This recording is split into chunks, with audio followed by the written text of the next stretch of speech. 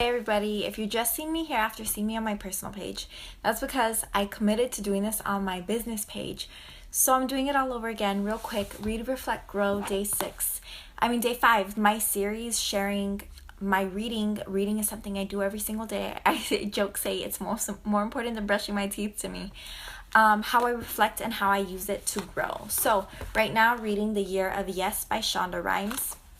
This is my hard copy, also listening to books on Audible. So today's passage that spoke to me is actually from chapter, from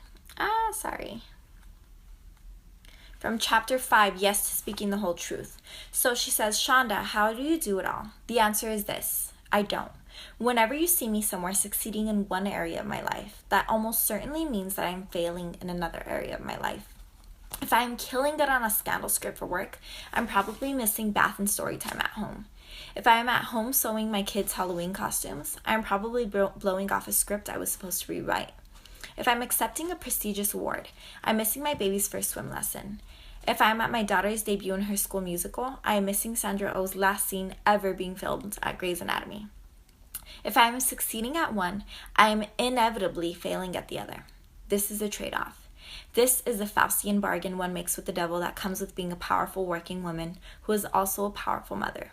You never feel 100% okay. You never get your sea legs. You are always a little nauseous. Something is always lost. Something is always missing. And yet, I want my daughters to see me and know me as a woman who works.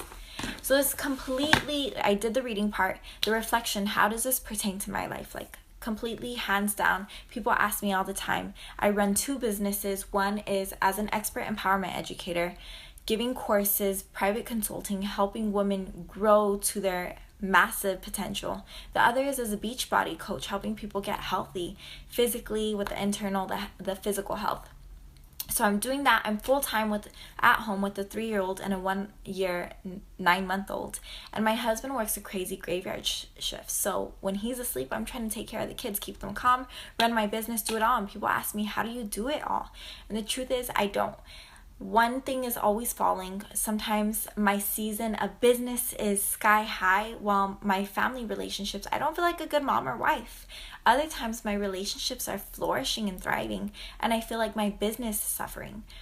And, I'm also giving to the clients, to other people, and something is always got to give. And that's just kind of what I've had to accept. There's the ebbs and the flows of life. There's the seasons of success with one, and seasons where you've got to pay attention intuitively to what matters to you. Secondly is, I don't do this all by myself. If it weren't for my husband, I wouldn't be able to do anything, because when he finally does wake up, or when I get the kids down to nap, I start working. When he finally wakes up and they wake up, he takes over and he takes them from me. He does most of the cooking, so that way, at least for dinner, I do breakfast and lunch, but he'll do dinner, so that way I can focus on work. Without my husband, none of this would be possible. When it comes to traveling or to doing other things or to getting that self-care time, my family comes through. My parents, we're going to Cancun. My mom, my grandma, my aunt are going to be helping out. My suegros are going to be helping out. My fama is going to be helping out. I've had my dad, my siblings help out. If it weren't for my family and even my closest friends, I consider her my sister Claudia, if it weren't for these people, I wouldn't be able to do what I do.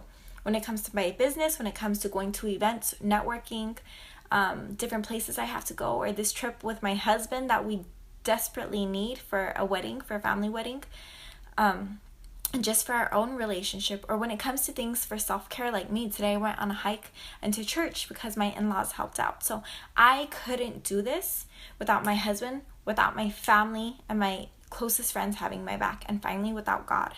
This year, I decided to reconnect with my faith, and it wasn't a decision. It was most likely, it was an intuitive calling. It was God telling me, it is time. I want you. You need me. And when I decided to go into that, when I decided to go full in with my faith, God has my back. And I started recognizing that, and that prayer and that gratitude every single day. God is what gives me the strength to show up and to give my best. So I don't do it all. And this book said it perfectly well, and I don't think anybody should say that they can do it all, because it's just not the truth.